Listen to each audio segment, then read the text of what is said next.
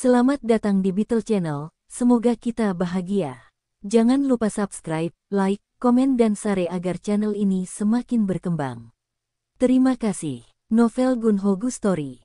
Kita harus menunjukkan kepada mereka mengapa mereka tidak seharusnya menyerang kita dan menunjukkan kepada mereka apa yang akan terjadi jika mereka mencoba lagi. Kami tidak perlu melakukannya.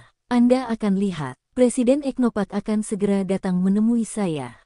Apa kau benar-benar berpikir begitu?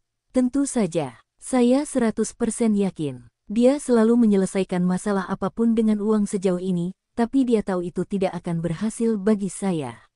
Jadi dia akan datang menemui saya.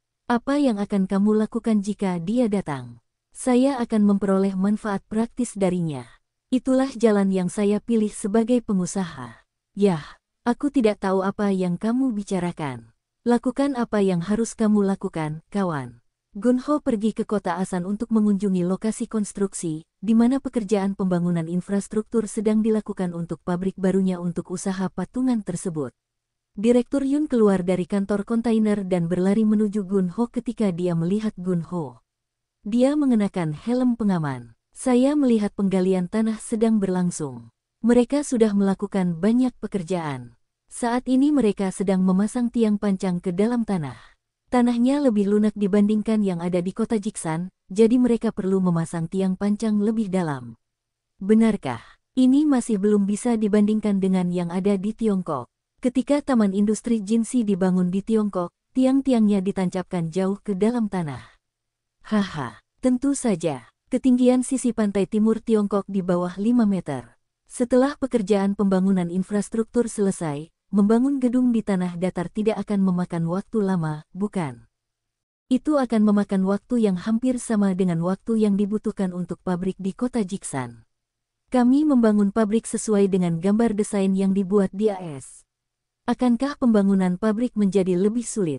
Bisa saja, tapi saya tidak melihat banyak perbedaan. Yah, kuharap semuanya berjalan baik.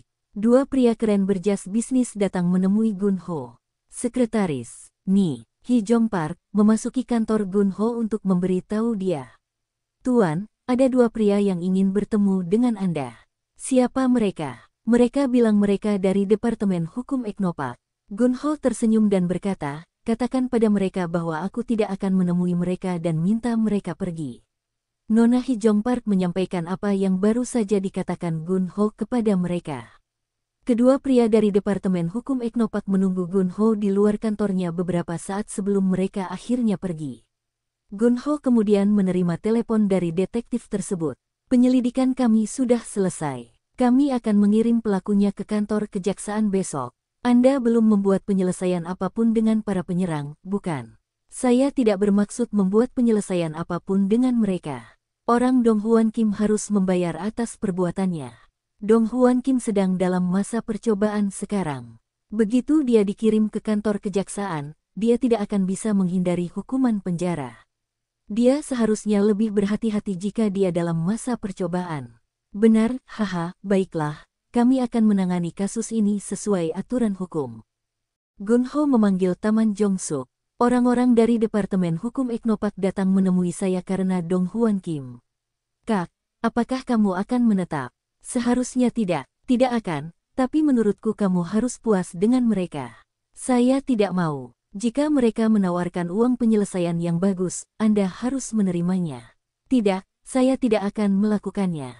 Sertifikat cedera saya menunjukkan bahwa cedera saya hanya memerlukan 3 minggu untuk pemulihan. Saya rasa saya tidak bisa mendapatkan banyak uang untuk itu. Ambil saja. Lalu, kamu harus segera berangkat ke AS. Ke AS. Menurut kontrak usaha patungan, kami harus mengirim 3 insinyur ke Dion selama sebulan. Mereka akan melatih mereka. Saya sedang berpikir untuk memilih 2 orang dari pusat penelitian, dan saya ingin Anda bergabung dengan mereka. Saya bahkan tidak bisa berbahasa Inggris. Tidak apa-apa. Jika Anda perlu berkomunikasi dalam bahasa Inggris, Anda bisa mempekerjakan seseorang yang bisa di Seattle. Entahlah Mas, aku belum pernah ke Amerika, dan aku sudah lama ingin berkunjung ke sana suatu hari nanti. Sebenarnya itu bagus. Pergilah bersama mereka ke Amerika dan dapatkan pelatihan.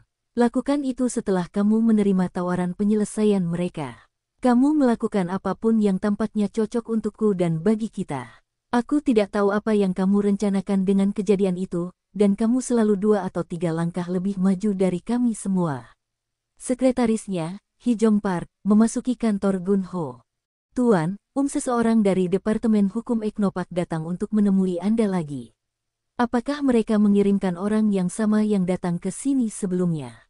Tidak. Pria yang menunggumu sekarang bukanlah pria yang sama yang datang sebelumnya. Dia sangat ingin bertemu denganmu, dan dia memberikan kartu namanya. Gun Ho melihat kartu nama yang diberikan Mes Hee Jong Park kepadanya. Pengacara. Ini pengacara yang memimpin Departemen Hukum Eknopak. Haruskah saya memintanya pergi? Atau mungkin saya harus mendengar apa yang akan dia katakan? Sementara Gun Ho berpikir, dia meminta Mes Hee Jong Park untuk mengizinkannya masuk. Seorang pria berkacamata masuk ke kantor Gun Ho. Dia tampak 2 atau 3 tahun lebih tua dari Gun Ho. Saya adalah ketua tim Departemen Hukum Eknopak. Apa yang membawamu ke sini untuk menemuiku?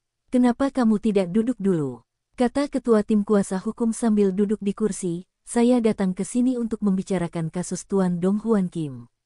Saya harap Anda membiarkannya begitu saja. Orang Dong Hwan Kim itu harus membayar atas perbuatannya. Dia telah melalui banyak hal sekarang. Saya harap Anda bisa memaafkannya. Saya tidak bisa melakukan itu. Silakan pergi. Tuan Dong Hwan Kim sedang dalam masa percobaan. Jika dia tidak bisa menyelesaikan ini, dia akan ditangkap. Tolong tunjukkan belas kasihan padanya. Dia harus tahu sekarang apa yang dia lakukan salah. Dia seharusnya lebih berhati-hati mengingat situasinya. Yah, aku tidak bisa membiarkannya begitu saja. Presiden kami mengirimi Anda tawaran penyelesaian. Ini bukan jumlah uang yang besar, tapi mohon terima dan tanda tangani perjanjian penyelesaian.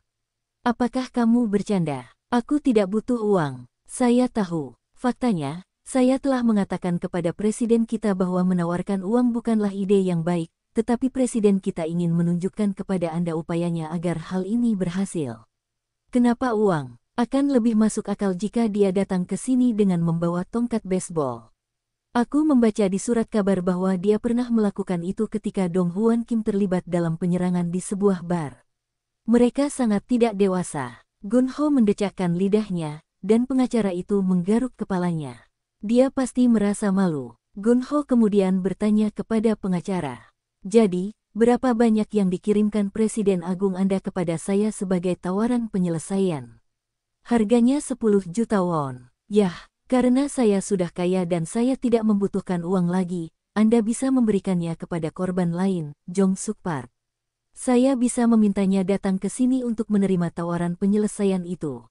Tidak, tawaran penyelesaian ini ditujukan untukmu, Presiden Gu. Aku tidak punya waktu untuk mendengar BS lagi. Tinggalkan saja kantorku. Aku akan menelepon security jika kamu tidak pergi sekarang.